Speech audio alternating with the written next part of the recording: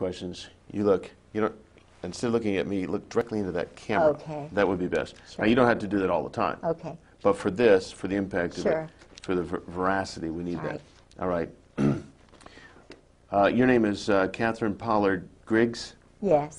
You are the wife of Colonel George Griggs. Yes. 11 years of marriage. Yes. It's true that your husband is and has been the head of special operations under Admiral Kelso, NATO. Yes. And it's true that you were the head of the hospitality committee.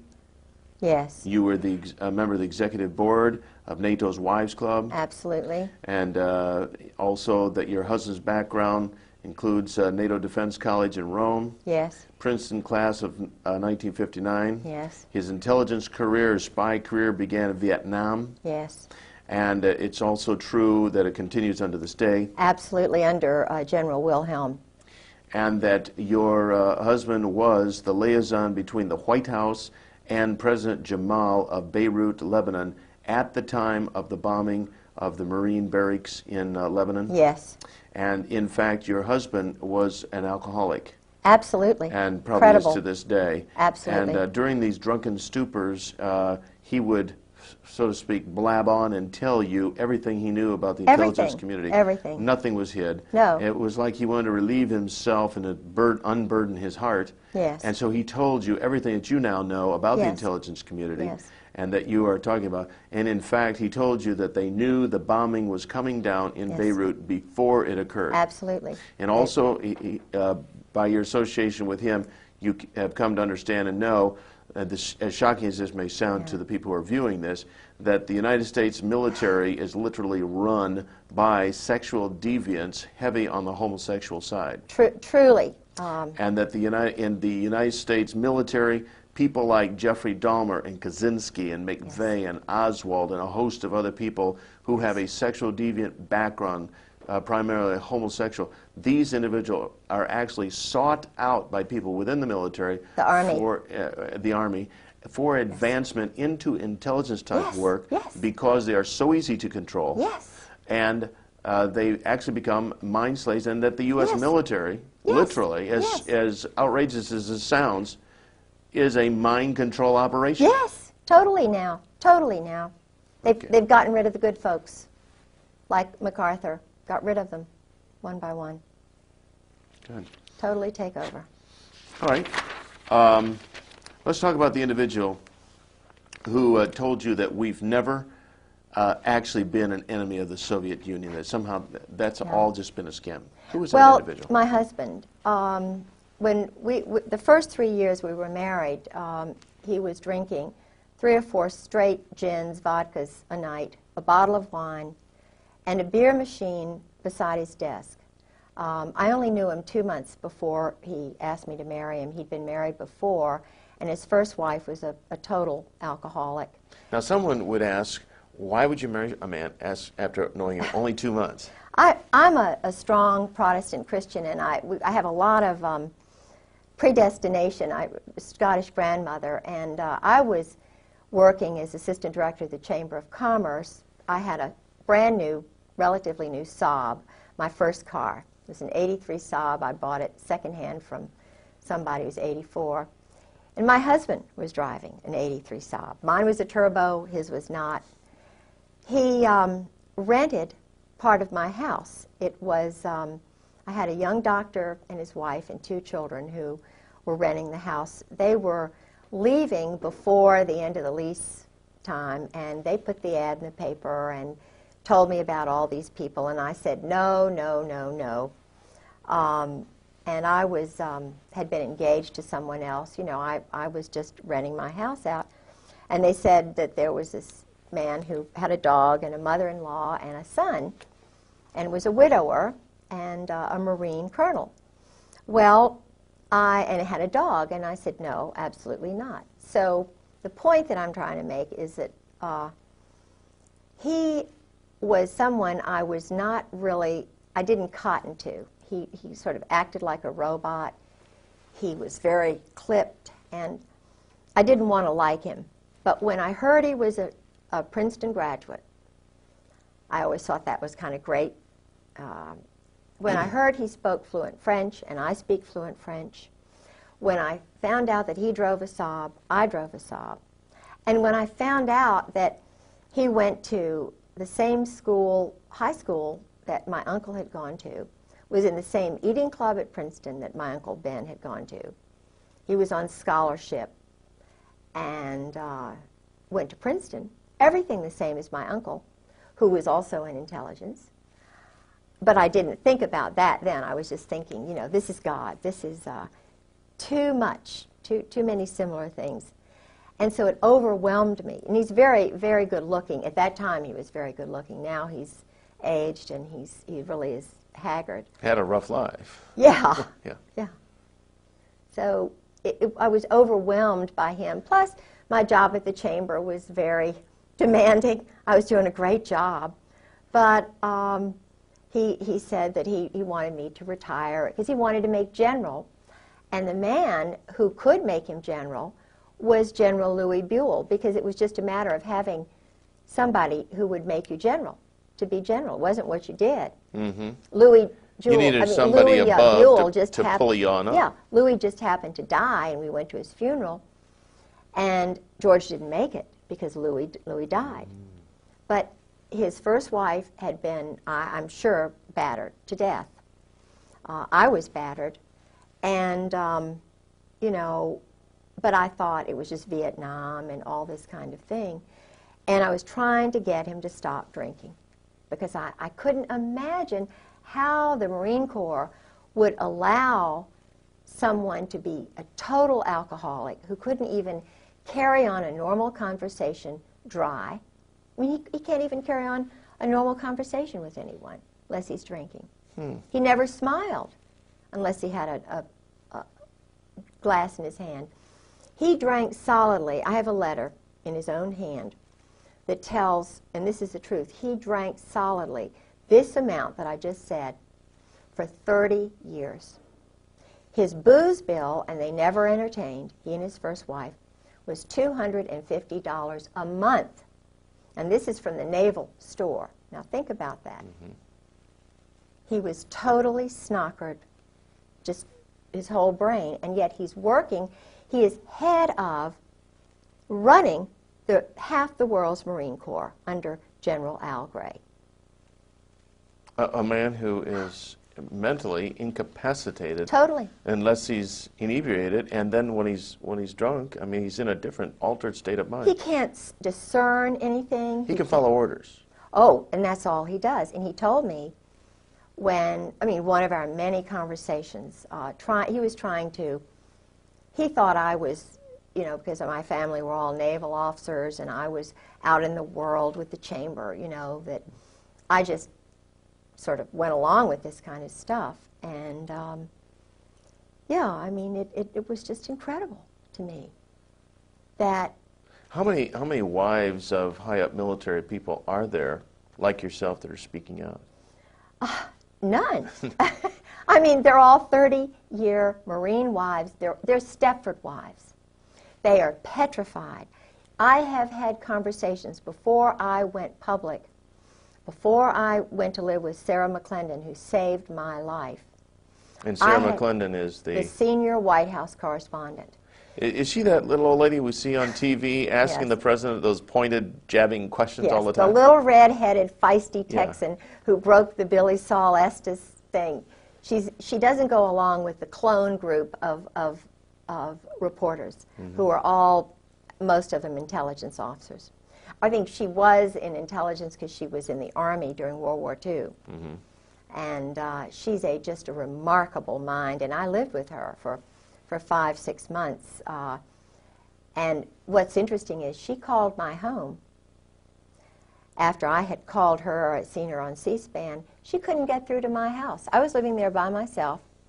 Every time she called my home, this is 1996, from March until she finally got hold of me, she had to go to another phone in Maryland to get me on the phone. Every time she called me from her house, she was told, "This is a military base, and the Griggses don't live here anymore."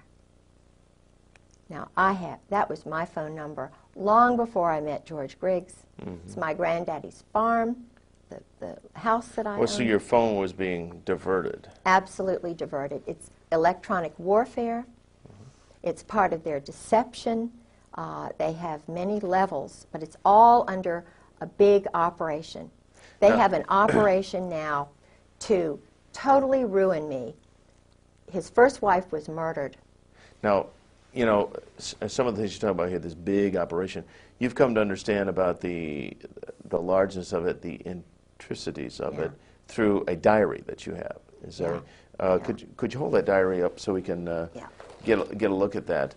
And the thing that I found, this is the actual diary. Just hold it up kind of like chest high. Okay.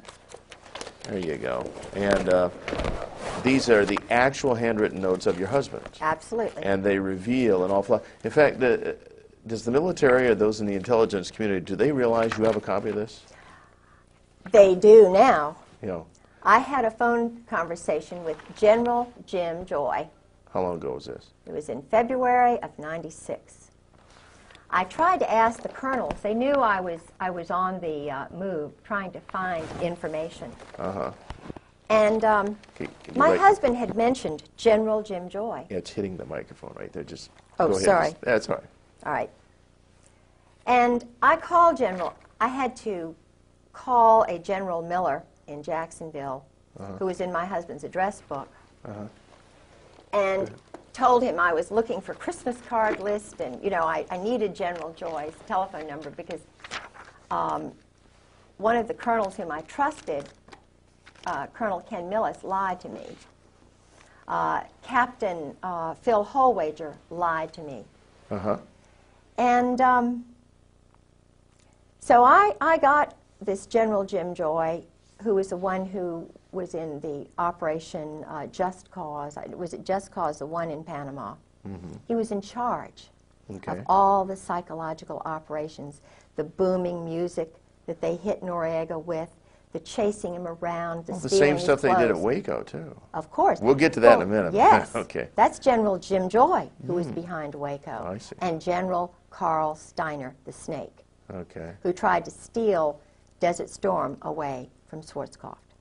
Okay, so, but you were trying to get some addresses, and they were giving you the complete runaround. Oh, don't even know him. Don't even know it. Don't even know him. And I knew him because my husband told me, you know, that he worked with General Joy and General Steiner. They were the triumvirate. Uh-huh.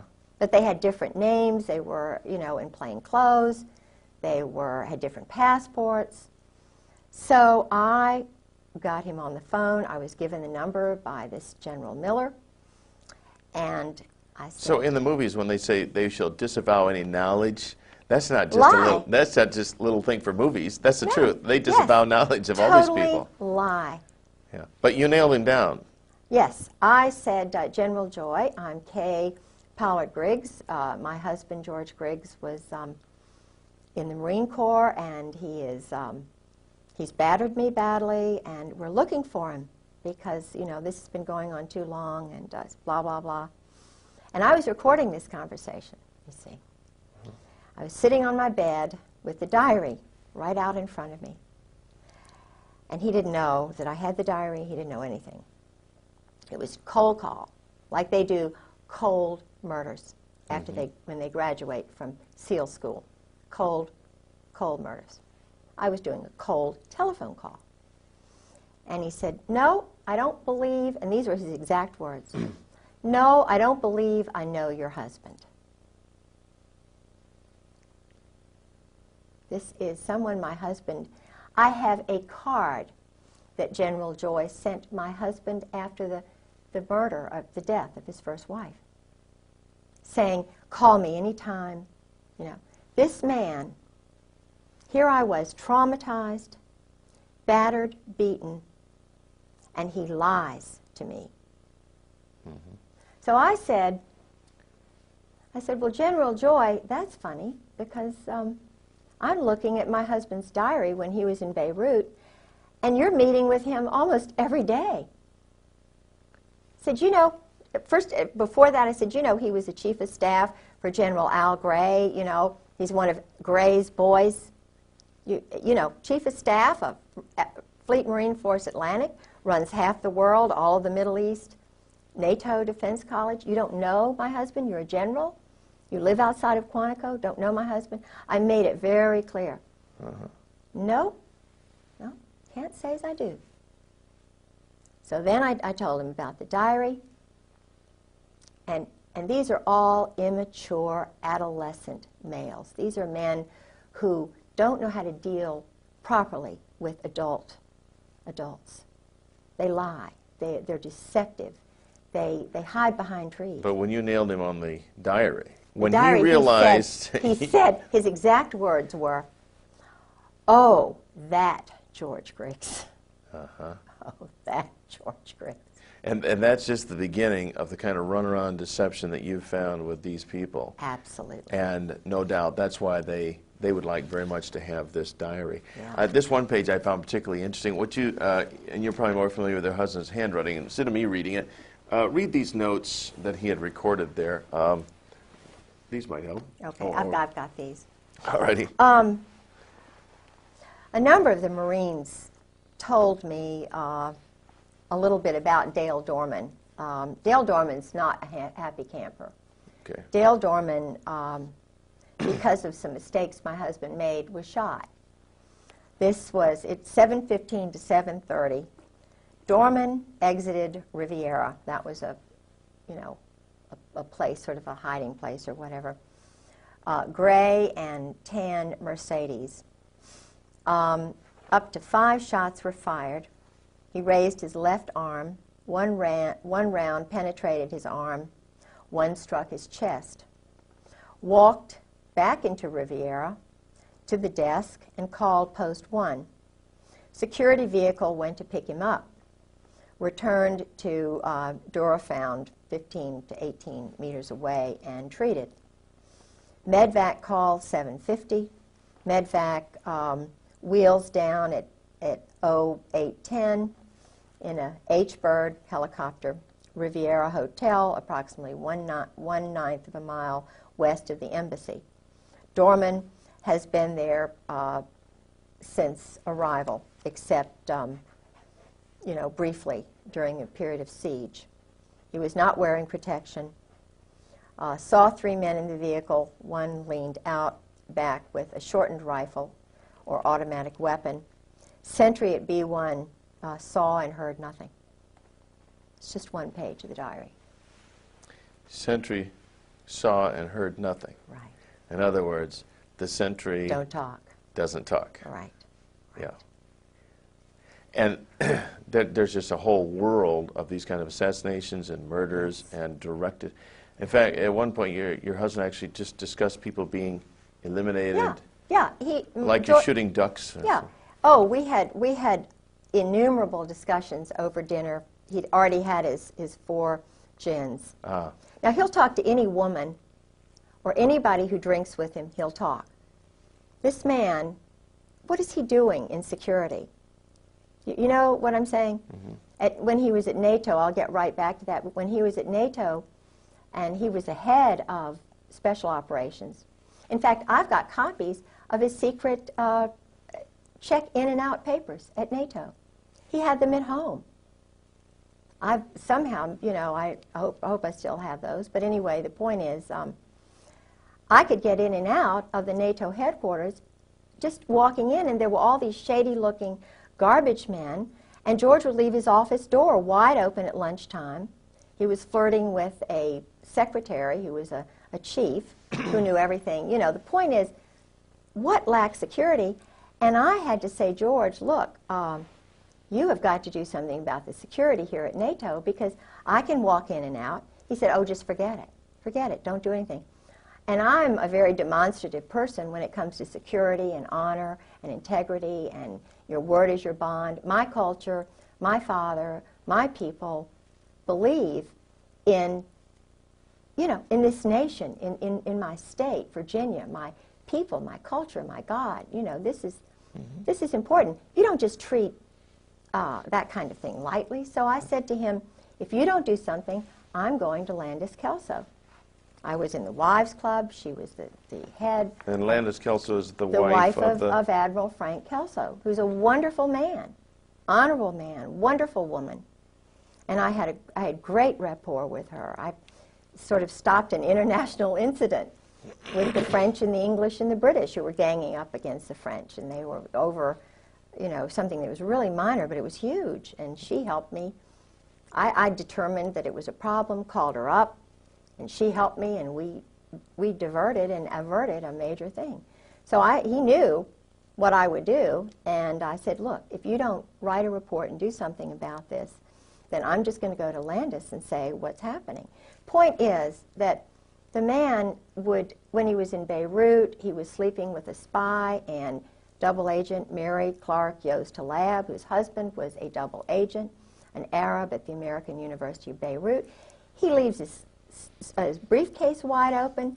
He was with her for 5 weeks in a hotel. This is a married woman with 2 children, and who followed him all around the United States, is still seeing him. Met him in London, lived in Virginia Beach, was working in international programs at ODU while he was married. Would you say your husband is fairly typical of these powerful men? Oh, absolutely typical. When I was single, working at the Virginia Center for World Trade, 4 of us old friends that I went to school with, Molly Holt and a few others, we would go all together to a place called Poppy's. At that time, he was Captain Jerry Unruh. Now he's Admiral 3 stars Jerry Unruh. This man, again, was married. He was running around with the tailhook crowd. I did not know he was married. I knew he was a Navy captain. I was told by him that he would be taking command of the carrier Saratoga. Mm-hmm. He followed me everywhere, even went up to Wintergreen. Now, he sent me pictures, private, separate pictures of the Israeli guys waving to him. He was a tailhook pilot, the airplanes, the jets. And he was a Mustang, but totally immoral. Totally, and knew that he would never get caught. In fact, he was in tailhook. They had a big party down at the beach, and they were doing, I didn't go by that time because I learned that he was married. And the point is that he and this whole group, I've found out about Al Gray, General Al Gray. Yeah. Mm-hmm. Yeah. And what is this this consistent thread of the sexual degeneracy and the homosexuality and just the raw, base nature that seems to be so prevalent? Have you ever determined what it is? Why? Well, it's a way to handle them, to control them. Years ago, you thought of people like General Eisenhower as an upright man. I don't know. I know some things about him. How far back can we go to where you find people that are decent and moral and upright? Right. Where you had real people who defended the Constitution, who had a feeling. Robert E. Lee was. There were nationalists and America first. You got to go back a good ways, probably. Absolutely. You see, growing up in Norfolk, Virginia, my whole family have been naval officers and also working. In other words, they would enter the service during a time of war, of need, and then they go back to being fathers and being husbands. I had a wonderful father, wonderful grandparents, wonderful family who put their family first. Well, they put their God first, Christ, and then their wives and their sons and their children. This is the way America was built. Now, these generals in the Marine Corps and Army, they don't look at it that way, according to my husband. They're ordered, and my husband, being chief of staff, told his men it was like this. It's the Marine Corps first, the brotherhood, the cherry Marine, the bonding that goes on. Mm-hmm. the Marine Corps comes before God, before Jesus Christ, before the country, and then it's it's whatever the religion they have. I don't know, because my husband is not a Christian. He's an existentialist. And most of these guys are. Certainly Al Gray is. Krulak. I think his wife goes to church. But their God is this brotherhood. The brotherhood. And it's very German. It's very... Does it have Masonic leanings? Oh, absolutely Masonic leanings. In fact, the admiral who was the last admiral whose car my husband bought, he was very impressed with this Norwegian admiral. They're all Masons now. Mm-hmm.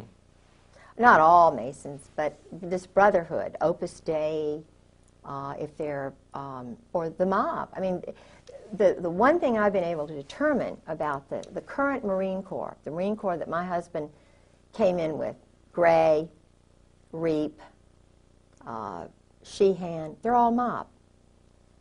Now, when you say mob, you're talking mafia type New mob? Jersey mafia, right. Mm-hmm. Right. And there's a... Brooklyn,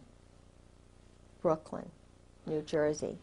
Okay, is the mob and this military bunch, they're one and the same? The Marine Corps guys are the hitmen. And they are mercenaries. They'll work for anybody. You think the Marine Corps is under the Navy? No way. They can just as easily be under an Army colonel. And if the Army colonel meets a Marine Corps colonel, the Army colonel is superior. They'll switch hats just like that. My husband said it's just, no big a deal. I'll go work for the State Department. I don't really. The Marine Corps is just it's like a smoke and mirrors thing. And they're run out of New Orleans. 4th Marine, Oswald. I mean, they are not on his level. He said, we've never been an enemy of the Soviet Union. They work with these communists. The man who started this whole intelligence operation, the OSS, he was recruiting known communists who were involved in the Spanish, subverting Spain. What? There's no more. They're not Americans. They're not Christians. They're German existentialists. Now, what are they doing running our nation? It's kind of, they have more affinity for the state of Israel right now than they do our nation. They don't care about American citizens. The judges now in the courts are military officers following chain of command orders. They're not independent judges.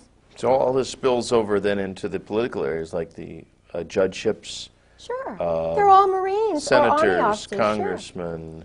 Sure. Who is John Warner? A Marine. Who is Chuck Robb? A Marine. They control the powerful committees. Dick Davis, Lieutenant Governor of Virginia, a Marine. His wife was, I hate to say it, well, everybody knows, in Norfolk, a prostitute. Martha was a wonderful woman, I'm sure, to him, but they were involved in organized crime. Now, I don't know, I know that our present governor in Virginia is an Army officer. He takes orders. So the question that all of us wives are asking now is, well, who gives the orders? If they're told that we, the wives, are enemies, how are the sons going to grow up? If the mothers who are teaching them truth are lied to, and the husbands are told, ordered by the likes of Al Gray, major homosexual, when he was in the, I shouldn't say this, but it's true, when he was in Marseille, the boys are called Gray's boys. He never married. Okay, the boys referring to everybody under boys, him. Everybody under Al Gray. And he had a separate organization while he was commandant that was a contract organization, getting information on on people, having them, if they weren't corrupted, corrupting them, farming people, so that he would have something on them, so that they would use that later to control and manipulate them. It's like what happened to Newt Gingrich. All of these guys, like Newt Gingrich, Bill Clinton, who've gone through the sweats, like Cohen, what happens is they get a little tiny thing that, to prove their power, how much power they have. They use guys like Michael Isikoff in Newsweek, or their little clones, you know, like Woodward and Bernstein, who are operatives. Okay, they're former military too. Well, oh my goodness. They were, I believe it was Bob Woodward. It's either Woodward or the other one. Bernstein. See, I knew some British intelligence people. And I was told the whole story about how he was running around with Peter Jay's wife, who was the ambassador to Great Britain. And this man was sleeping with Peter Jay's wife. And there was a movie, I think Jack Nicholson was this guy. And this was her story about what she went through while her husband, the columnist, was sleeping with the ambassador's wife to get information on what was going on in Great Britain. Now this is the team that broke Watergate. So what were the motives? Of course, Watergate was horrible. And Nixon had something like 60 military JAGs alone working for him, doing dirty tricks. One of those JAGs was Ernest Frank Reynolds. Changed his name to Ern Reynolds. He came to me. I was farmed. Tim Hunter, an intelligence army operative, came to me with this story about, oh, you know, hard luck, you know, Saudi Arabia, and I was in the army, and I have this friend who can help you out with your legal case. He's a really good guy, you know, Ern Reynolds. And if you meet him, I know he'll do some free legal work for you. So I was staying with Sarah, and I didn't have any money, and but I took the little, you know, the train into Fairfax. He met me in his Volvo station wagon with his jacket on. I didn't know what the big 4 meant on his leather jacket. And he took me to his... what did it mean? 4th Marine. Oh, okay. Yeah. Operative. Mm-hmm. And he had the most fantastic apartment. See, I'm a big book person, and I love, you know, reading history and everything, and I'm impressed by people who read, who are intelligent, who are wise. You have a master's yourself in? Scottish history, and undergraduate in Virginia history. Okay. I worked on the Dunmore papers. I studied with people like Ian Cowan and Geoffrey Barrow and Tom Devine. These are scholars in Great Britain who are experts on the Reformation, and my interest was Mary Queen of Scots at the Reformation, and also Lord Dunmore, who was the last royal governor of Virginia, and I was working on the Dunmore papers too. I see. So you had an interest in, I mean, this guy's layout impressed you. Yeah. He's a real intellectual. Yeah, and he was divorced, you know, a sad story and everything. Worked for the Justice Department. Was supposedly a whistleblower. Supposedly a Christian. So this guy's really going to help you out? Oh, yeah. Oh, yeah. Boy, did I buy into that. It's like the old story, I'm from the government, I'm here to help you. Oh, yeah. So I caught him sneaking around my house at 2 o'clock one morning. 2 in the morning? Yeah, and of course I'm most gullible in school, you know. So I'm trusting, I'm a Christian, and I always look to the good side of somebody. I see the good little part. It took me about 3 times. The guy had my original documents that had just been in my briefcase under his car seat. He invites me to a cybernetics conference in Champaign, Illinois. I leave Martha Roundtree's apartment, and it's arranged so that all of my things are in his safe little car, and we're going to his parents' house in Roanoke. And of course, you know, you can't take all your things to the cybernetics conference, because I was going home. But this is a smooth psychological operations guy. I mean, he is doing psychological operations on a woman in Champaign, Illinois, who is the lover of a German spy, who he's been writing letters to her, and he's showing me these letters. The guy's perverted. I mean, he's writing Susan Parenti these letters, you know, like invading her mind, and, you know, why are you... And Susan's written him 2 letters or 3 letters. She's very beautiful, and he's got pictures. But he's sharing these letters with a group of men, 7 men, one of whom is head of intelligence, is head of computers and the intelligence for the Army, Ron Jarmuth. Now, Ron Jarmuth comes right out and says, I'm an anarchist. You know, I mean, his family are New York, old Zionist Jews. He met his wife in, I think, in a kibbutz. You know, I mean, he's a nice, personable guy, but when you say to somebody like me, I'm an anarchist, just so blithely, and you know, and he's always over at Ern's house. And Ern's got a picture by his bedstead drawn by a man who's a known homosexual whom he met when he was at the University of Virginia, who was the chaplain at Hollins College, who my best friend was there. And she said, he's a well-known homosexual. And I'm thinking, what is a picture of Ern Reynolds doing being painted when he's young by this known homosexual? And then I find out that the man who enlisted him in the Republican Party, he was doing dirty tricks for 7 years for the Republican National Committee. I mean, dirty tricks. Underneath this man from West Virginia who was a homosexual, and left all of his money to Ern's son and took his son on a trip. Now, and Ern is a lobbyist for homosexuals. He's just, you know, working in the Episcopal Church. He's got a group of women that he meets with at the seminary. I'm sure that my case, my profile, he's probably got charge of it now. He's the expert on Catherine Pollard Griggs, but he's not. The guy is absolutely not grown up. But he's a thief.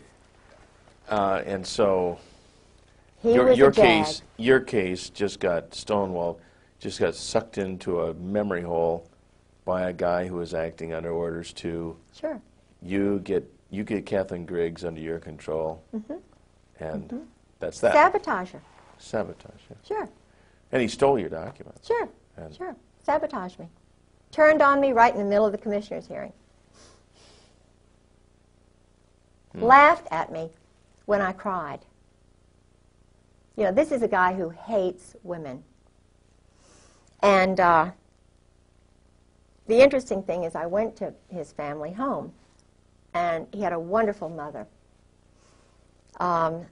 And he told me that his father battered his mother.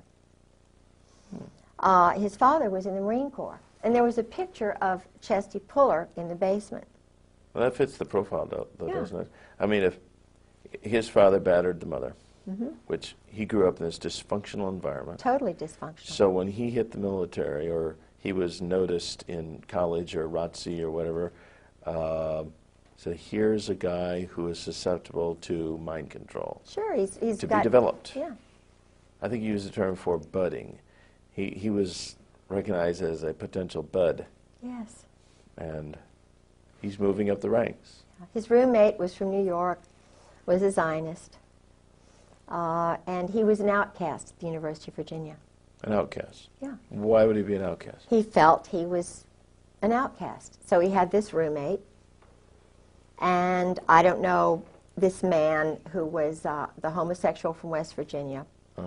And we had to go by through his town, and, you know, the guy died.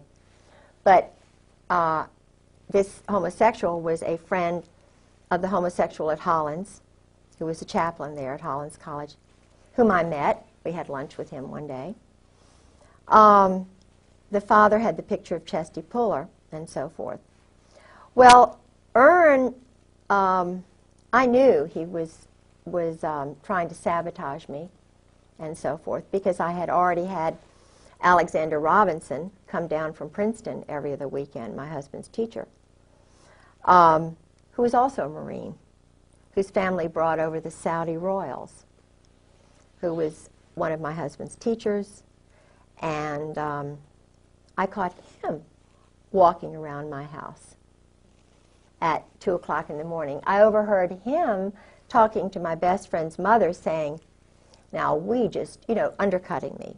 We just don't know. Kay is just under so much stress, oh. And he's a very handsome, very dignified guy, Went to Columbia University, was in Algeria, that area with the Marine Corps. Then went into the boys' school, the Hun school. He's an intelligence, without a doubt. His brother-in-law was Bill Eddy, Colonel Bill Eddy, who was I believe it's the brother-in-law. I've got to get, his name is Eddy, and it's Bill Eddy, but he was the translator for the Saudi royals during the Roosevelt administration. And the Roosevelt, the New York crowd, was trying to steal all of those countries away from Great Britain. The Balfour Declaration had sort of come in, and there was a guy named Moose, not the present Moose, who has the Africa desk at the State Department, who's an African American, but this was a guy named Moose who helped the State Department steal Saudi Arabia away from Britain, because Britain was allowing the Saudis to be Saudis, to keep their religion, to keep their culture. Right. They were not trying to kill people right off the bat, So George is part of that OSS crowd. And their stock and trade is just murder, assassination, Absolutely. creating conflicts, phony baloney wars, Yes. conflicts, Yes. for the purpose of making Selling weapons. money, Drugs, drugs. controlling the drug flow. Now let's talk about the drug flow in the United States. Yeah. Based on your conversations with your husband. I met drug lords through him. Such as? I met the head guy. See, George was telling me everything. First 3 years of marriage, it was just like, you're with me, gal, because he was so used to talking to Mary Halab and Anne Bouchou, Yeah. The group partnerships with sex and all this stuff. And I'm a pretty loving woman, and I'm fun. I was then. But you're not into swinging. No, I'm not into and swinging. swapping husbands and no, wives. and George was into swinging. He and Sue and Nancy and Jim Earl. This was, and I heard about that from colonels and one Navy captain. But then your husband also would tell you that this is just life the way it is. Oh, yeah. In our crowd. Oh, yeah. This is all it. these generals, admirals, colonels, all these people. Yeah. it's- Men, too. Yeah. Yeah. So, but he was just, I'm trying to remember what we were on, something that was, that I was going to say, and I remember, anyway, I can't remember. Oh, he's talking about the fact that they're into making money, and Yeah, this is the yeah. drug business. Oh, yeah, So you met all these drug Yes. lords I met Fahim. as if they were just business partners. Oh, yeah. Well, he told me what they did. He, Fahim was a colonel. He's in the diary, too. But George said what they do is they nurture, they cultivate the sons of prominent families in all, the State Department finds them. They're called rising stars. Yeah. And they turn, that's the word they use, George used, they turn them, they bring them in, they rope them in. If they're alcoholics, give them more booze than anybody. If they want women, they find the women, they turn them, and then let them know if they ever get in any trouble, come on over here, we'll take care of you. Well, Fahim had come on over here. Things were getting hot in Beirut. He was a Catholic. He was very prominent family, And he was going in hiding up in Maine. I remember I had his number, and I talked to his sister. But they just culled a lot of the stuff out of the house the very first time when George kind of disappeared, and you know, and then I found out about what happened with Sue, his first wife, and all of that. Well, now, did they? Did you come to learn how drugs actually come into the country? Yeah. I saw a news piece one time where a pilot who was in prison alleged that they actually landed on military bases with huge planes loaded with dope. This is how they all brought them in, the Norwegians, the Brits. The drugs, you see, they would come down through Burma, Turkey. They'd come through the Bekaa Valley. The banks were in Beirut. They were in Panama, Mexico, in St. Thomas, after, you know, the laundering of cash. You see, cash, that's why some of the banks in New York, you can very easily find out who the drug lords are. Barry McCaffrey, I saw him 2 weeks ago, and he said something he let it slip out. He's an Army general, you know. He said, we haven't done any more or any less in the last 5 years. Now, in terms of the war on drugs? Yeah, no, they're just holding it. The word he used, I think, was holding it. It was a word that you could tell they'd used in briefings. They were the guys who were doing the drugs are military officers. In fact, doing the drugs meaning controlling them. The flow. Oh yeah. In fact, one of George's best friends, Colonel Ray Moore, I suspect that Ray Moore was from the gang, the ghetto area in California. His wife was a very good friend of mine, Charlotte. She's dead? No, he is. Oh, he is. But when George would sort of disappear. Your husband? Yeah, all of a sudden they would appear and be in the house. You know, calm me down, take me over, exercise, you know, do all this mystical stuff. And it was really funny because they came back from Mexico, and George just happened to disappear, and they were right there, you know. Well, Ray Moore, all this stuff, I knew about his background, and I started thinking, what's going on in Mexico? Why the heck is Ray going down to Lake Chapala? And he would talk about his day. His day would be going out with the men, playing golf, going to this spa with the men, you know. They were doing deals, going to Guadalajara. And there would be Tom Reap, another former chief of staff for Gray, going to Mexico. There would be Ken Millis, another temporary chief of staff when George's wife's funeral took place. There was Ken Millis. Now these are guys who are part of we call the Brotherhood.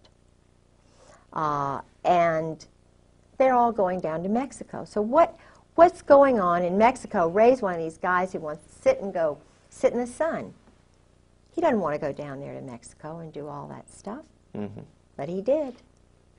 And he got cancer all of a sudden. And another guy got cancer all of a sudden, right after he got out of the Marine Corps. Now, not to diverge from what we're talking about right now, but did your husband ever tell you anything about any disease warfare, like giving people sicknesses and? Yeah, and, that's part of. He called it ABC, NBC. It was something like nuclear, biological, chemical, ABC, atomic, biological, chemical. They call it biologicals. And in fact, I'm not going to mention his name because this is a guy who's really a good guy who's scared. The word they use is shitless. Excuse me. But that's the word. This guy is petrified. Because he's doing that work. The chemical and biological work. The Marine. You mean the laboratory work or the implementation? Dealing. subterfuge, deception in the Middle East. Okay, and they use He's a Marine Corps colonel. disease-causing drugs? Absolutely. And then how do they administrate them? In missiles and in I mean this is an elaborate big business. Like Peter Kawaja, Marine Corps guy, who's working in plain clothes at one of the plants in Florida. This is why George is in Florida. This is why they're all down in Florida, because all of this stuff is being. We manufactured the chemicals and biologicals that were in Iraq. Now, if you don't believe me, you don't believe Peter Kawaja, a Marine Corps colonel, he says they killed his wife, I believe him. He worked in one of these factories. It was supposedly a candy factory where they were manufacturing deadly, deadly killer things. The Marine Corps, Al Gray, Krulak, Carl Mundy, he's in the CFR. He was in Ken Millis's class, who was the chief of staff, the one who controlled me. You know, I went to his mother's house in 7 Mile, Ohio. Flo, his father was a German Nazi. I'm not saying that, you know, being a German Nazi is bad, but he's part of this group. And if you don't believe me, if you don't believe Peter Kawaja about the drugs, you can, I mean, it's just, it's everybody knows. There's a guy named Randy Hebert, Lieutenant Colonel, hero, American patriot. This is a guy who should be the commandant of the Marine Corps, Krulak. I'm talking to you, I'm talking to Al Gray, I'm talking to you, Carl Mundy. You all are adolescent, immature. I call you twerps. You're liars, you cheat, you steal, you kill. You're beneath the contempt of any of your wives. They are scared to death. Why do you do this to your wives, guys? Look at that tape of Randy Hebert. I knew Chesty Puller, and this is a strong, wonderful guy. I knew his wife, Virginia Mack. I knew a real Marine. You can't say that you knew them because you didn't. I did. Randy Hebert sat. He could hardly talk. He was leading a platoon into Iraq. His wife was sitting to his left. His wonderful father was sitting to his right. And he said that his colonel, he's a lieutenant colonel at that time, I believe he was a lieutenant colonel, he said, my colonel ordered me, he said, all of our registers were saying, this is danger. There are chemicals, biologicals everywhere. I was told, and I was, you know, followed orders, and he was having a hard time talking. His wife was, this is a young guy. His wife was having to interpret for him. He was crying. He'd been turned on by you guys. He said, on those canisters, on those boxes were American flags. Those were American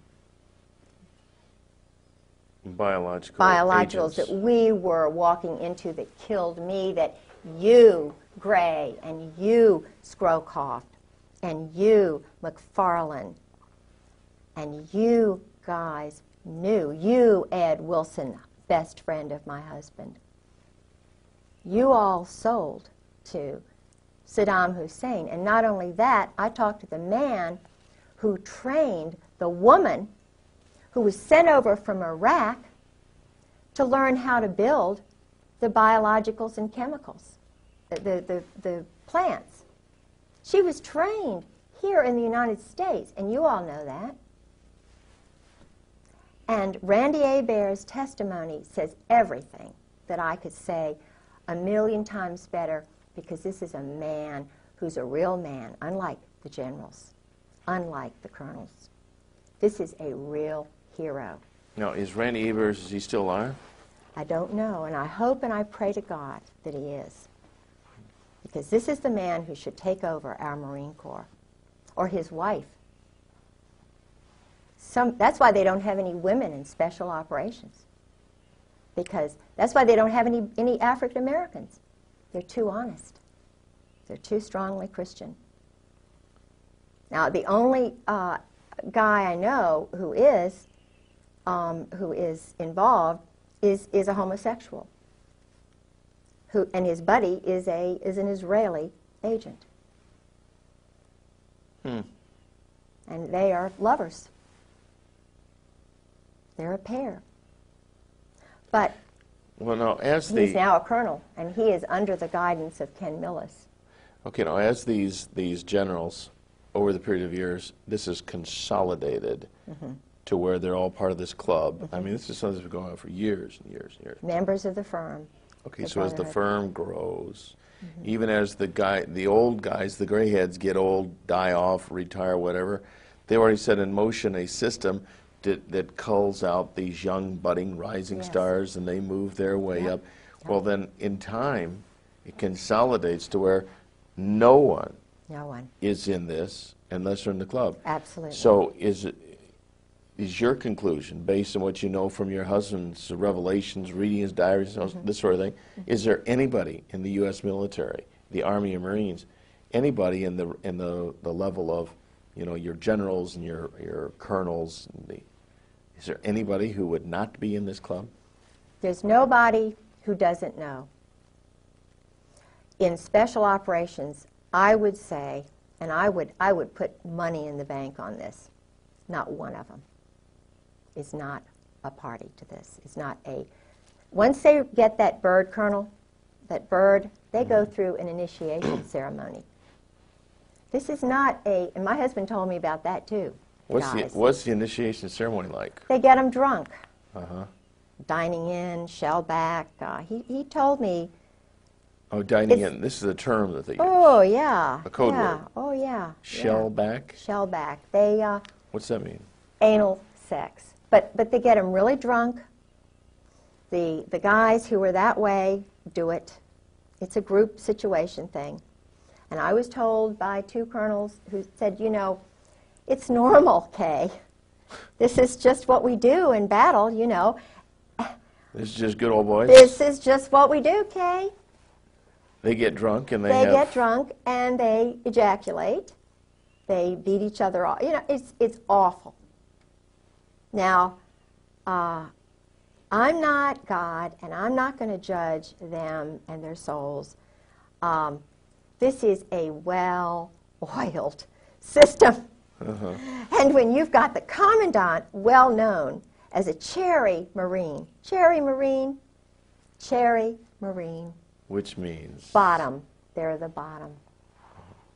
The Navy guys are on the top.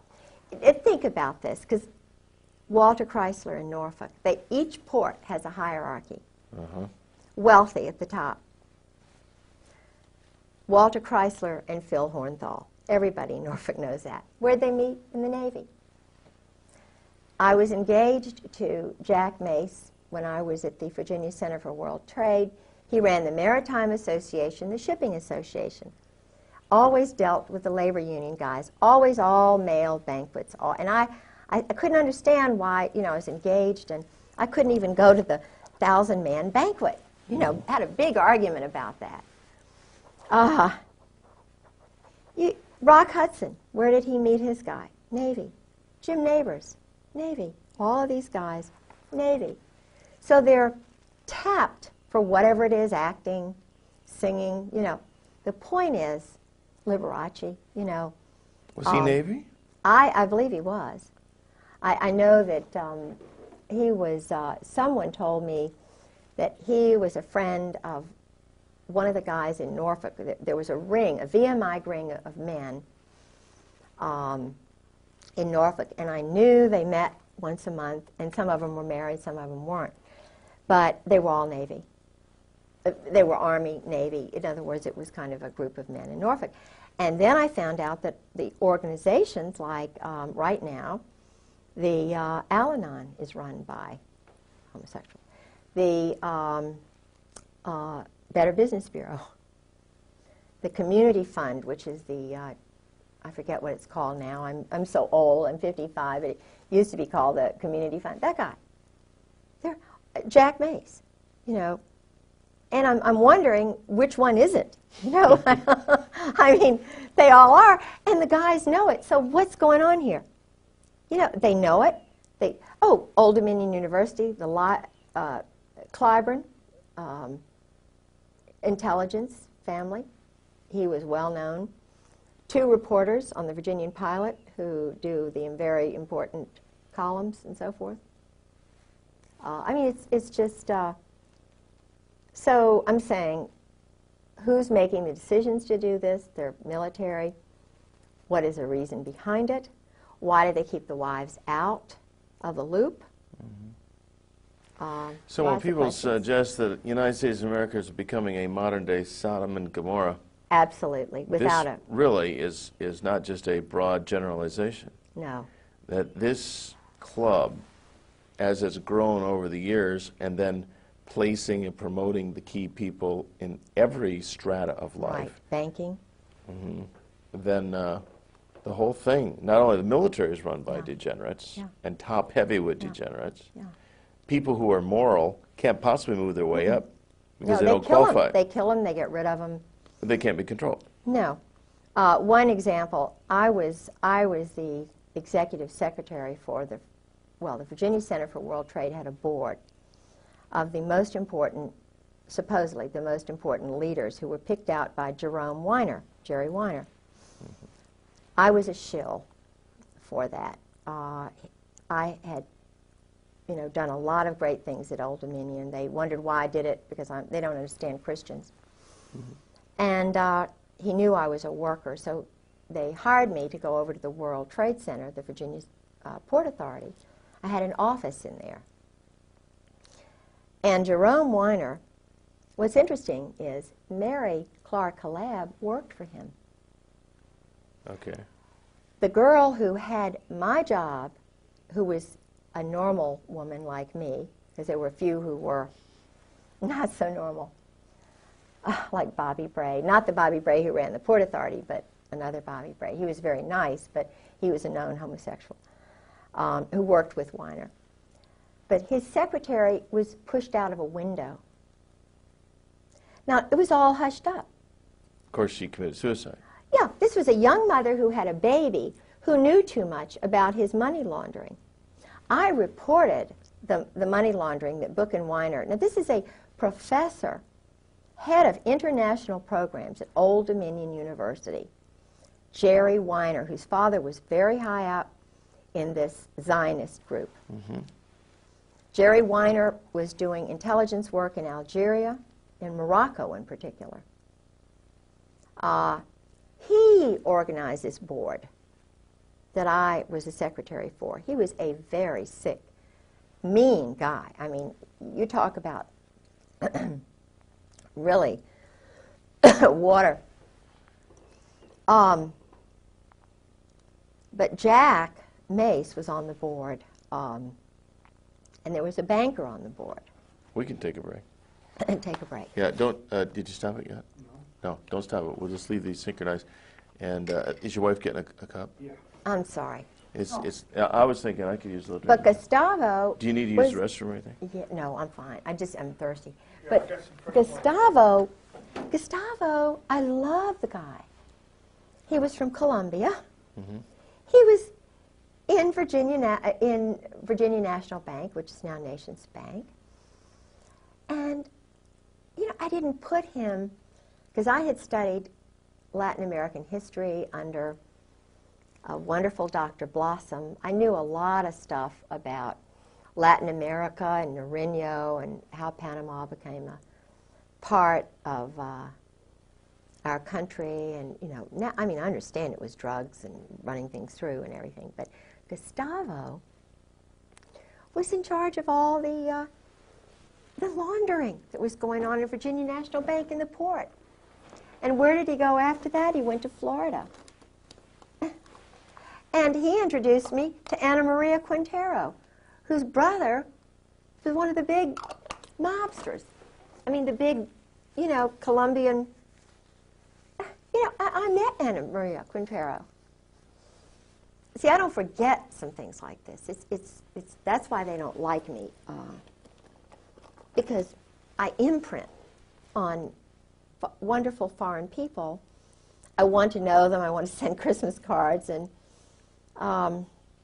it's not very good to have somebody like a little magnet. I'm sort of like a Monica, you know, she's seeking out sex with important guys. I'm wanting to meet people like that from different cultures because I want to learn about them, because that's what Christ said. You go out and you minister to the people who are foreigners. You don't just spend your time necessarily with the home people. You need your home people as a base. But you need to go out and find out truth and spread goodness everywhere. Truth is goodness. Truth is light. And that's what Christ is all about. You're not afraid to learn truth. You're not. Thank you. You know, all these cathedrals and things that were built in his honor. Why? He was wonderful. Why was he wonderful? Not because he hung around a little group, but because he was out trying to. He told the big guys, look, stop being bullies and cowards. Let the poor people into your church. Everybody, God gives us all a unique spirit. Our timing is different. Everybody's fingerprints are different, eyes are. We have the right to read the Gospels. Yeah. They shouldn't keep the Bible from us. That's right. The church is not a political organization where you've got a few little guys up here telling all the mothers what to do. Who were the ones with Jesus Christ at the, on the third day? There was not one disciple there with him. It was the three women. So why are we leaving women out? Women, in Scotland at least, my culture, we're partners with our men. We need the authority of a husband. We want a strong moral husband. But what is that passage, about the good wife? I can't remember. It's in Proverbs, the virtuous Proverbs. woman. Yes, Yeah. yes. Right. I mean, she's buying, selling property. Yeah, right. She's doing everything. She's certainly not a no-brainer. So why keep her? Why keep her at home, barefoot and pregnant, and not being able to read and speak 3 languages, and welcome all the foreigners and to come in? Hey, that's what Jesus Christ would be doing if he were right here. He would be here right with me, saying, "Go for it, little woman. I'm giving you the strength to tell the daggone truth. And if you get killed tomorrow, you're going up there." You're going to live forever. That's anyway. right. Well, now these, you mentioned when you get to be a bird colonel, and they have this initiation that involves all the sexual debauchery. Yeah. Now, would Drinking first. get them good and drunk. Oh, big time drunk. Because there would be some of these who, if they were sober, they wouldn't go through with it. Couldn't go through with it. They'd have to be blasted. Yes. Yes. Okay. Yeah. And now, do you suppose, I don't know, your husband maybe told you, when they go through all this stuff that they do, are there people there gathering information, Of course. intelligence on them? Of course. The chaplains are intelligence. In Nazi Germany, that you had to tell on your parents, or in the Soviet Union, they encourage you to tell on your parents. Phil Holwager, the guys who go to Yale, who become chaplains, the chaplain corps is tell all the tales on everybody. They have collections agencies. These Marines are ordered to go and collect so-and-so at so-and-so. If a Marine tells truth, if he's a whistleblower, if the wife is too much trouble, they collect them, they throw them in, they fill them full of chemicals, they'll implant little things in them. I believe that my husband has an implant. Well, Now, McVeigh said he had a chip implant. I believe George did. Now ask yourself, all right, I know George had a male friend. You know, he had male friends. Your husband is bisexual. Yes, he's bisexual. And I was told that by colonels and a captain, by a psychiatrist. What percentage do you think of these higher-up people are bisexual? Oh, all of them. If they're in special operations, if they're Marines, they're all bisexuals. They've all had to do it in order to get to be a bird colonel. Mm-hmm. The SEALs, it's kind of like the fast road to the top. Now. So a guy could not be a SEAL without having. Oh, I don't believe so. Mm. I haven't met one that I don't believe would have done it. And judging from what a couple of colonels told me, it's just, that's the norm. It's just you women, you know, y'all are so sissy, y'all are just, you know, you don't understand how it is. We're under so much pressure. And when Valerie Wilhelm told me that about Charlie, I just could not believe what Charlie Wilhelm would be a... He's a general now down in Miami. And she was just saying, oh, well, you know, he's run around. He has to, she said. He's under so much pressure. And I just, and she was saying that, of course, I had met Charlie in Norway, and Charlie is sort of someone my husband just idolizes. And and Michael O'Boyle is another one. Michael is my husband's special friend. And when my husband retired, we went to Al Gray's office. This was a traumatic thing for me. It was a really weird day. We drove up with his son Douglas and my son Garland. We went to the commandant's office. They had, you know, something to nibble on and eat, and, you know, just a little something. And his wife Jan came over from 8th and I Street, the commandant's house, with her dogs. She sleeps with stuffed animals and dogs. I don't think there's any love-making that goes on with Al Gray and his wife, quite honestly, and neither do the colonels. She is a wonderful, sweet person, scared to death. She worked for his intelligence organization, and then she supposedly took care of his mother. And then they married, you know, because he would not have made it. Everybody knew he was a homosexual, not a bisexual. This is a homosexual commandant. Uh-huh. I talked to people who actually, one woman who went to one of the parties, she was French, and she married a naval officer. And it was when George and I were first married, and I told George about what she said about General Gray. She said, you cannot believe this man is totally debauched. This man does these group sex orgies outside of Marseille, France. He's just horrible. You know. She said, now I have to admit, I was party girl, you know, went to these parties and so forth. But what would happen is, and I met a guy in the laundromat who was very, very, he was enlisted, and he was involved in Beirut, and he knew my husband. He was going back and forth from Gaeta to the New Jersey, the ship, and then, you know, into Beirut on the beach and everything, and he worked for an admiral. Now this is a big admiral. And the admiral would go to these parties at this big mansion outside of Marseille. What they did was they invited the wild girls, the secretaries, because this went on in Indonesia. My husband had a secretary. Anne Bouchou's husband, Hank, was sleeping with the secretary. My husband was sleeping with the secretary and Anne Bouchou. They were doing, because my husband's wife wasn't there, so they had their ménage à quatre. Mm-hmm.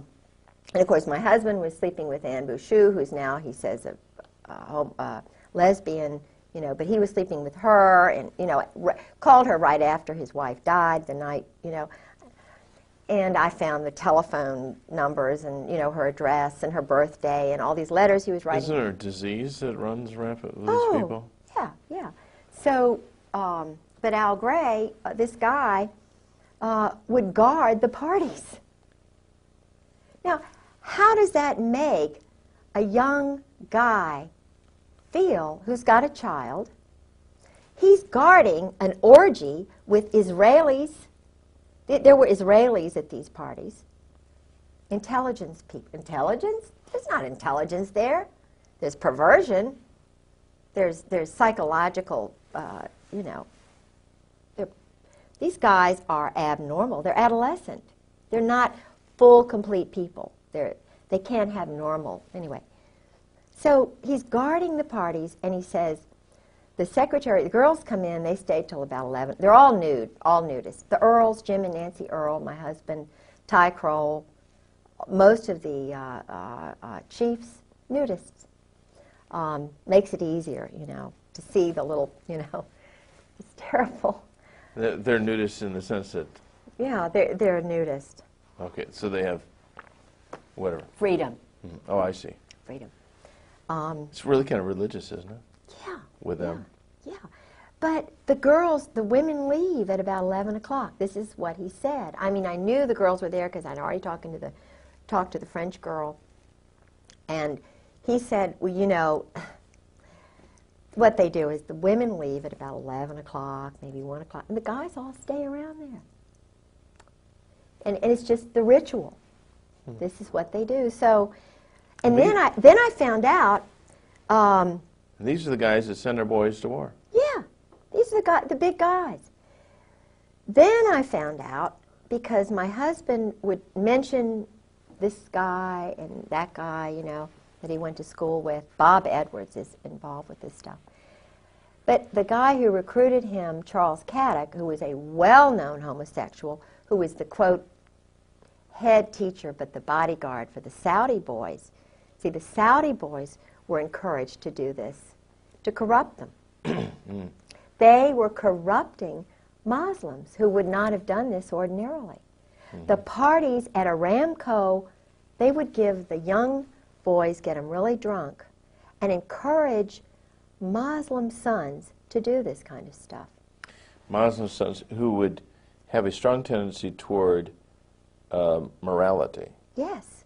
And to abhor this kind of conduct. That's right. But if they could get them drunk and loaded enough that they would do this one time, then they would gain a controlling edge on these guys. And who do you think did it? Charles Caddick and Borland, these guys, Alexander Robinson, Cheeseborough, who was the headmaster. The Saudis bought Russell House at the Hun School in Princeton. They brought over Mohammed Faisal and, you know, Khalid Saud. They didn't really go to classes or whatever. And who was the young man who was partying with them? My husband, George Griggs. Who was in the group with them? Einstein. I mean, my husband was partying with Albert Einstein. I said, well, you know, I didn't... And when would this have been? At what age in his life? 52, 53, 54, 55. I believe he said that Mohammed came over in 54. It was right after the murder, the poisoning of the one who was really good. Okay. So your husband would have been a young guy, 18, 19 years old? Oh, he was only, when they first got to him, he was in high school. So he was ninth grade. And he would be there? He was at the school with these homosexuals. They sent his parents to California. Got him a little Boy Scout job, his father. He didn't see his parents for 8 solid years. And this is amazing. I see. So then the transference is these people become your parents.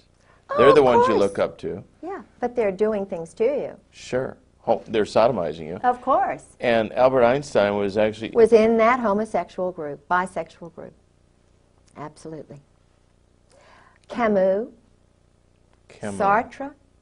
Now, Camus did not... I don't believe my husband actually met Camus. But Camus was a lover of his French teacher at Princeton.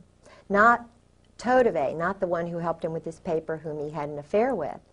And I was told that by normal roommates, whom he had later on, and by another roommate. They knew George was doing this stuff. George was,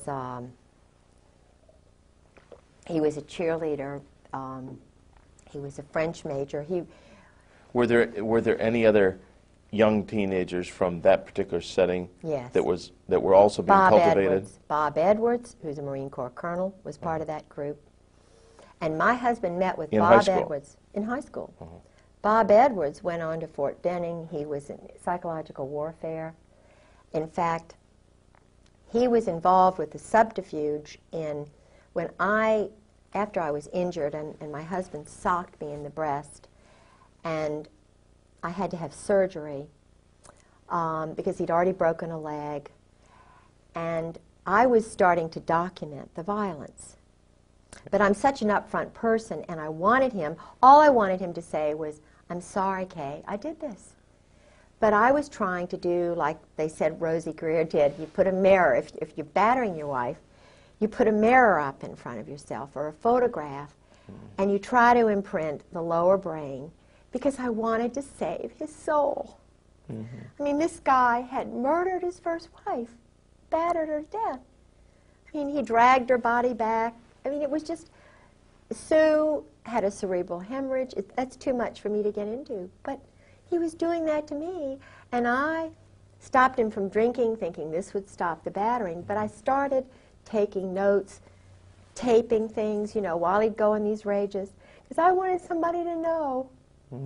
I wanted somebody to help me so I wouldn't die. And I'd had surgery, I'd had broken bones, and I was trying to reach out for some help. And so I was trying to get him to realize what he was doing to me. And I told him, I said, "George, I know you did this to Sue. Do you really want me dead? This is..." But he started getting scared, and he was cool. Did he ever admit to you that he was responsible for his first wife's death? He came, he said, he admitted that they didn't get along. He admitted that he didn't love her. That he battered her. He admitted that he'd hurt her. He admitted that he dragged her body back after she supposedly collapsed at dinner. Now, this is a 200-pound woman. She's huge, because she's not happy. She's sleeping with her dog. She doesn't sleep with her husband because he's too busy sleeping with other people. He doesn't find her attractive. He's sleeping with Nancy Earl, and I mean, it's just the most crazy. And she loves him because he's handsome. And what is she going to do? She's never worked a day in her life. Her mother loves him. It's like me. No, who would believe you that a handsome, wonderful guy, oh, but George is so nice. So, and this is what the wives go through. They know that it'll be hard. So, the guys just, what George did was, he had clout in the State Department, and they knew that I just loved showing people around. So he would plan something that I just had to do. I would be hooked, like a hook and a fish. And he had some dignitaries who came over from, where did they come from? They were parliamentarians from, I think these were from one of the Latin American countries, Panama. And of course we had to go to Richmond. So I had to stay overnight with them, and George didn't want to go with me. And it just so happened that Bob Edwards, his Army colonel friend, invited him to come up and meet with some of the guys, at New Hope, Pennsylvania, or Bucks County, or wherever it was. Well, he had already been talking to Phil Holwager about the abuse, because I had gone in for surgery, and I thought it was very unusual that Phil Holwager was there during the surgery, kind of holding George's hand. It wasn't for me. It was to make sure George didn't fall apart, to make sure that the doctor, I didn't say anything when I was under sodium pentothal, covering George's ass, excuse my French. But he was the chaplain at Fleet Marine Force Atlantic and was the chaplain for Sue's funeral. He knew what George had done. And he runs around on his wife, he's playing golf all the time. He and George were playing golf with this single woman, and I found out, and I said, what do you all, you know, he's the so-called chaplain, and he went to school with Gary Hart. He was a classmate of Gary Hart's at Yale, and, you know, a colleague of Pat Robertson's. That's why he, you know, not that saying that Pat Robertson does that kind of thing. I don't think he does. I'm sure he doesn't, but they went to Yale and so forth. But so George was a violent man, and he started knowing that I was sort of going to do something. So he started doing certain things. And, you know, now looking back, I can see why, because of the violence. He wouldn't have been able to use his .45 anymore if he'd been convicted of battering. Yeah, he would not have been able to use his pistol anymore, carry it. So they wanted to make sure that he was protected. So the wife has got to go. The wife is way down the totem pole. It doesn't matter what wife, and that's the reason the wives are so afraid, the Marine wives. And they all talk cryptically, and, you know, they even talk outside the house. Talk cryptically. There's code words and double meaning words. And yeah. What's 10 p.m. Saturday TV? Your satellite, remember? Don't we got to switch it to? Not on Saturdays. Sorry. Sorry. Sorry, okay, just thought I'd remind you. I thought Okay. we used to talk about earlier. Yeah. Okay. Well, actually, I think this pretty well sums up this segment. Unless is there anything you can think of? I can see where we'll do this again sometime as this develops on. Tomorrow, let's see, tomorrow's Sunday. Monday, what we'll do. Is it always if we make a copy of this, so there's two of these? Yeah, in case sure. something happens Absolutely. to you and yours. Sure. Okay, we'll make copies of this stuff tomorrow. Don't lose that. No. But this is interesting. It talks about sabotage, subterfuge. This is the standard Army book teaching men to lie, cheat, steal, be peeping toms on women. Now, if they don't allow women in there and they can peeping tom all the wives they want, they don't need movies, pornography. They, you know, and they go on all the TADs they want. TAD is a... Just take off, just tell their wife they're going. And they can lie, because it's all secret. We don't have to tell our wives anything. And it's intelligence. It's work. Oh, it's intelligence. Yeah, sure, it's intelligence. That's interesting. But this is really, I mean, you know, this is full of, and this is just a mild SEAL commando T-shirt. Can you hold it up to the camera? Yeah. For me to That's a T-shirt that a SEAL would wear. Yeah. Oh, yeah. leave it up for a minute. I played Nancy Drew, Miss Marple, and I infiltrated, if that's the word you could use, the SEAL reunion this year. They spent a lot of money showing off, you know, jumping out of helicopters, and, you know, probably $100,000 was spent. I don't know how much, but I mean, the military was providing the funds for this little game on the beach at Fort Story. Yeah. And then there was, each one of the teams has T-shirts, which all sexual.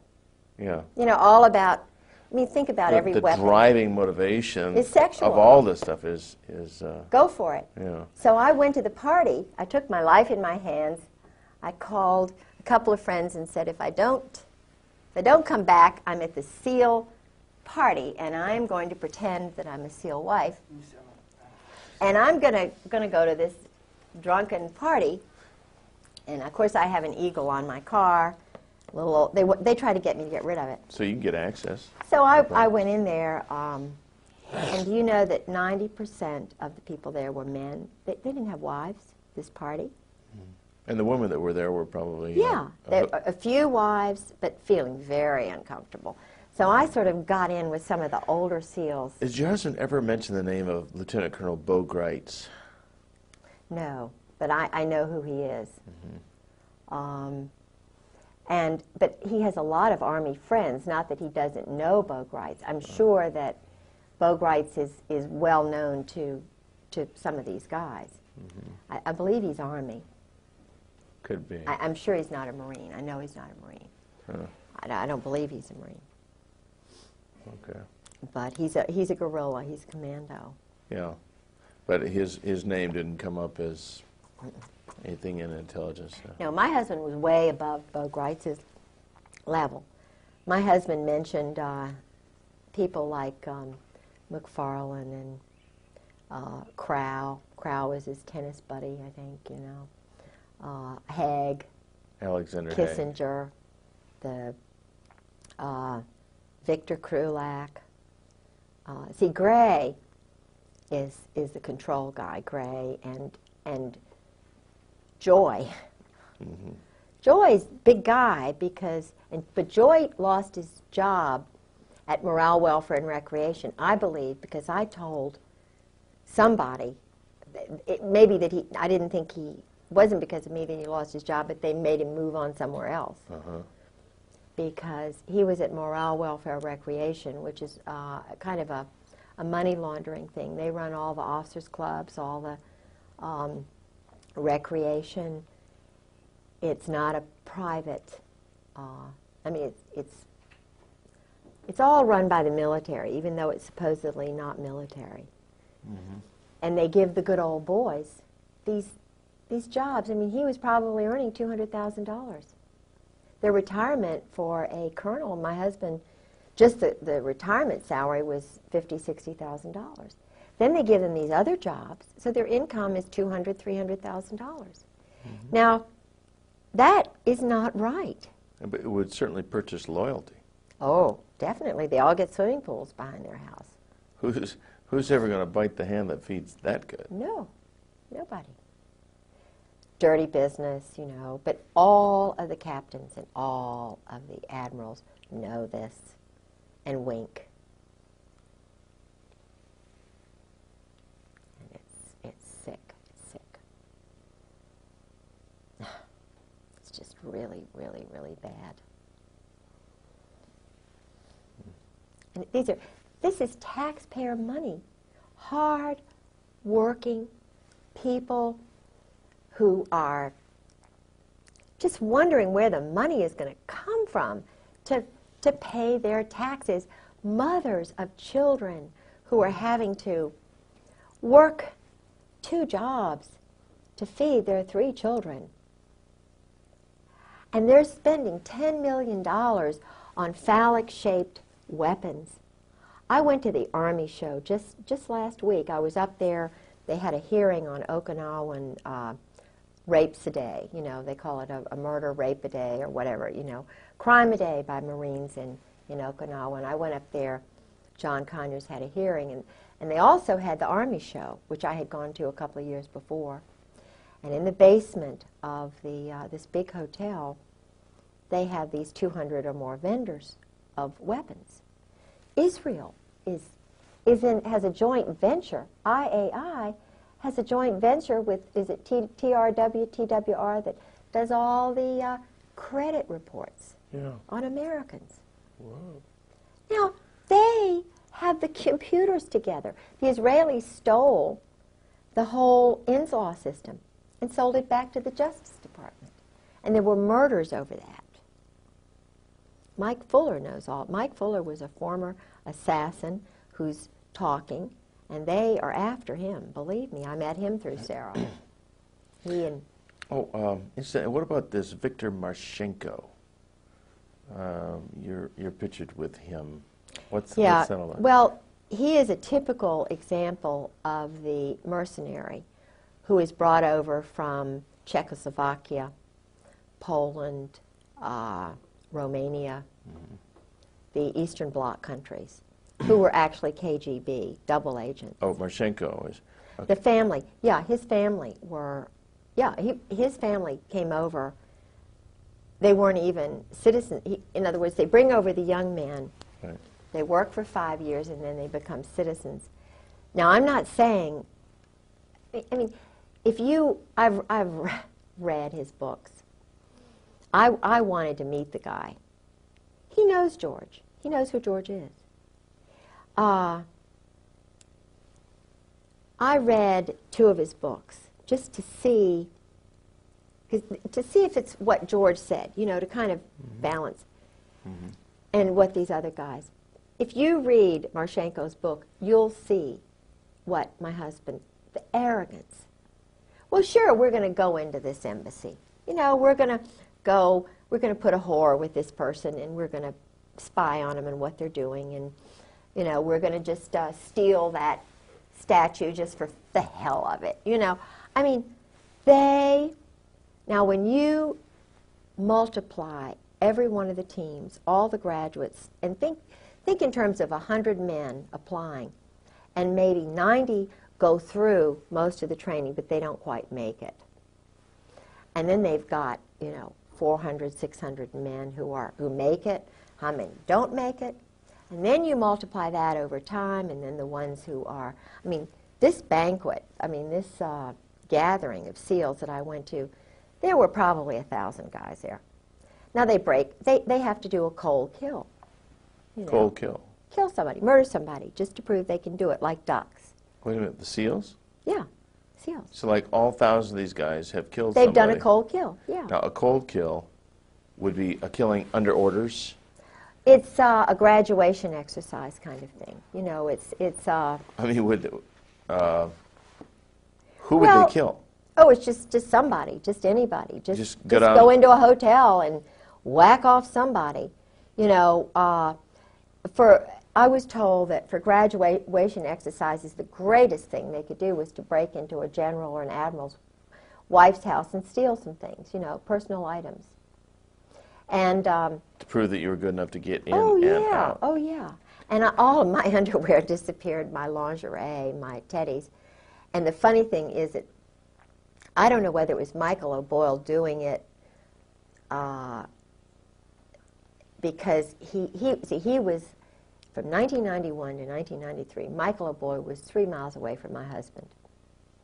He was at his graduation exercise. He was very close to my husband.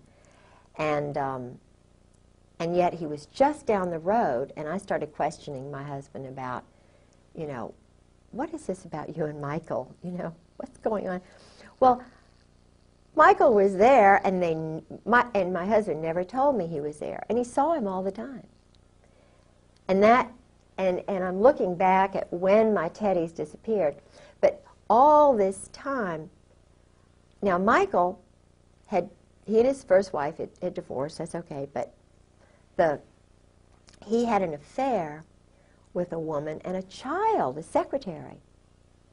So he was having an affair with a woman. I mean, Michael is both ways, you know what I mean? But in order to get into the system, he sort of did it with my husband. He was my husband's friend, younger friend. And that started when he was in the 7th Fleet under Krulak and Buell in intelligence on the ship. So, but Michael, there he was at Little Creek, my husband's best friend. He never invited him over, but he saw him. So I don't know if you can guess what that means. But the teams, the biological electronic warfare school that, after my husband left FMF Lant, he went to the school, you know, the Special Operations School, which ran the teams, foreigners, and everywhere. Okay, now the term MAC-SOG, what does that mean? What is that? It was a kind of a code word for going out and sending platoons to kill people in Vietnam. SOG is Special Operations Group. Special Operations, SO, SS, OSS, Secret Service, SS, Nazi Spetsnaz, the German stormtroopers. They all, if you know anything about the German High Command, it's the Brotherhood. It's called, they are connected with the Opus Dei, which is an Italian kind of a business group that works within the Vatican. And I'm told that, and I like the Pope, I think he's a wonderful guy, but I'm told that he was involved with that during World War II. I've heard that too. And that the guy who was the Pope before was murdered so that he could get in. Now, I'm still curious about the seals in this murder thing. Are we still on? Yeah. Okay. Now, a seal, in order to complete his indoctrination, becoming a, quote, full-fledged seal, part of that includes the fact he has to have killed somebody. Yeah. All right, and it could SEAL be Team 6, right, the red team. Red team. The Ghetto was the captain of that team, and his wife and I had wonderful conversation. And would she confirm this as well? I mean, did she confirm this with you? I guess she would. She's scared. She's frightened. Most of these women are scared to death because they're warned. They know what happened to Sue Griggs. Okay, so They but they know. support you, I mean, Yeah. philosophically, in their Yeah. hearts at least, Oh, if not yeah. with their lips. Oh, yeah. Oh, they yeah. s- We talk about it. Some of them have to go out of their house. Some of them won't even talk in the office in which they work. They've had men come by their houses. They've had their papers stolen. I mean, association with They're- you could be the kiss of death. Yeah. Oh, sure. And they know that. But we talk anyway. And you're talking about some really brave women here. And when I talked to, there are a couple of colonels' wives, and before I went public, you know, they were talking to me, except for Carolyn Millis she turned just like that. She was the one whose house I was in when I told about the go-go dancers in the officers club and me taking the picture and thinking about writing the letter to the wives. And she said, "Oh, you can't do that. You'll ruin George's career."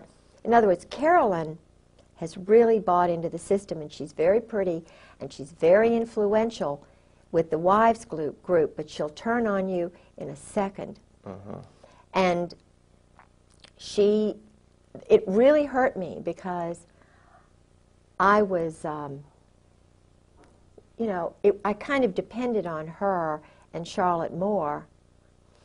But when I went public, when I started telling people what I knew little bit by little bit just to get my courage, and then when I finally went to visit Sarah McClendon, it was like, you see, I told you. I mean, Sarah McClendon called my house, and they told her it was an army base. I mean, it was a military base, and that the Griggses didn't live there anymore. Ha, ha, ha. See this paper? You know, then I was totally shut off. But until that point, I went in to see Peggy Sheehan. You know, we had tea and food, and he was the head of NATO, SACLAN, and his wife, Peggy, said, Kay, this is so strange. She said, just leave a note on your refrigerator. Yeah, for George. Just leave a note on your refrigerator. Meaning? In other words, he's coming in the house. They're coming in the house. It'll get to George. This is SOP, standard operating procedure. You know, just get used to it, used to being battered, used to being... Well, she was a worshiper of the security of the position, the money and everything, and just don't rock the boat because this is the way it is. Yeah.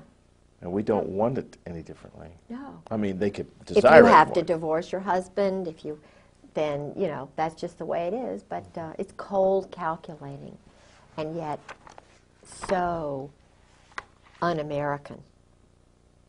So un-American. I mean, I know what Americans like because everybody in my family were World War II. My brother was a briefer for the SACLANT staff. He went on to be a medical doctor. This is not, of course, he got out as soon as he could. Well, people who love this country and love its history, are just completely confused.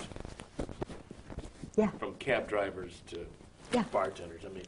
Nobody can figure out what's going on. Why is it everything goes the wrong direction? You know what I say? When I started this, it was like maybe a 2,000-piece puzzle. I know enough. It's like a puzzle for a 2-year-old or a 1-year-old with 6 pieces. It's so easy to see. And everybody who talks to me sees it the same way. I'm sort of an interpreter. I kind of give a lot of the wives hope, and the guys too, who are already out and scared, and and they say, hey, well, this little woman, she's a real feisty, you know what? And I don't know whether they're going to kill her, what they're going to do, and they say, aren't you afraid? And I say, yes. I've had death threats, and it's been hell. But truth and light and what these other women are going through, the hell they're going through, being put through hell because their husbands are cowards and bullies. People who dress up in black, who hide behind trees, who shoot people from behind, who break into houses and steal their papers. This is in the Constitution. You don't break into someone's home. You don't steal their papers. You don't try to destroy the core that God has given them when they're born. Mothers have sons, and their sons are 18 years old, and they were telling them, join the Marine Corps to be a man? It's not a man. It's not a man who does this. It's a pervert. That's why they're not joining up anymore. That's why they're not signing up. They're having problems with retention because the mothers are finding out. McVeigh's mothers talked. Unabomber's mothers and brothers have talked, Guys like Colonel Ron Ray is talking, who was Timothy, the new boy who refused to wear the UN uniform? Oh, Michael New. Michael New? Yeah. These are the heroes. Michael New is the MacArthur. Randy Hebert is the future Patton. These are the leaders. These are the Americans, and there are a lot of them. There are hundreds of thousands of them. And just like in the days of Jesus Christ, these modern-day Sadducees and Pharisees are saying, oh, we're going to kill Jesus. We're going to get rid of MacArthur. We're going to get rid of Patton. We're going to get rid of New. We're going to get rid of Colonel Sabo, murdered him. We're going to get rid of these guys one by hey, but everyone, this is physics, everyone, like Sue Griggs that's murdered, Sabo who's murdered, the wives who are murdered, Ron Brown, there are 100 people who spring up and say, now you got me to worry about. This is why these guys have got little places hidden all over the place. They're training all the guys to just say, oh, well, the American citizens are bad.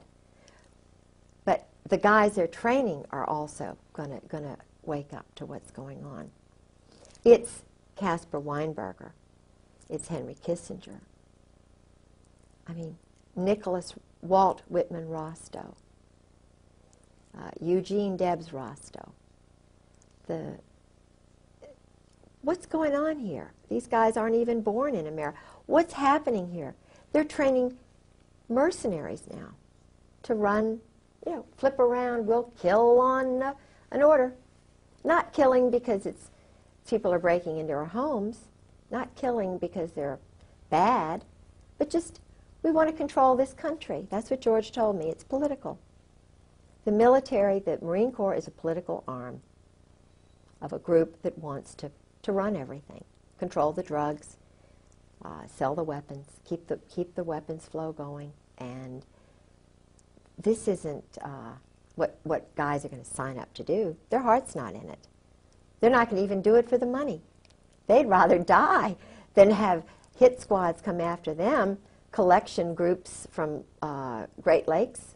They have a group of Marines who goes out and collects guys who have gone to their psychiatrist and they're a little bit talking too much. They get rid of them. But they're not told why. They're just told they're enemies or they've done bad things. So they don't, it's kind of like they don't, so they won't have any guilt and culpability. They make it cold.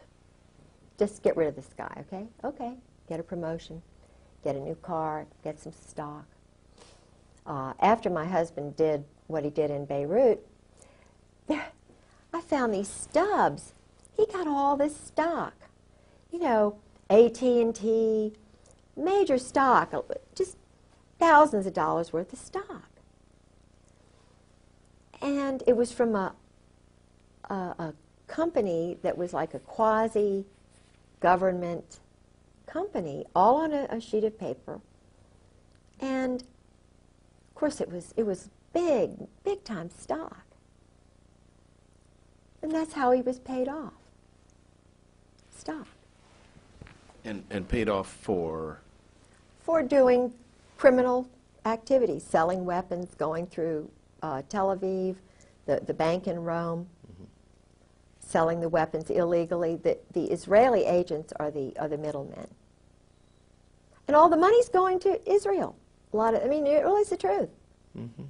The money, not just the money that is given to them free and clear, but all the criminal, the black budget money that Meyer Lansky's group started back in the 40s has been growing and growing and growing. It's like a pyramid scheme. And the Jesuits, I've been told, are really controlled by this group now. I don't, you know... now, surely Ollie North is a good guy. No, I think he was farmed. You know, he was... but see, Ollie was involved in Vietnam with the JAGs, covering up a lot of the stuff that was going on. He was involved with a major case where there was a Marine, George told me about this.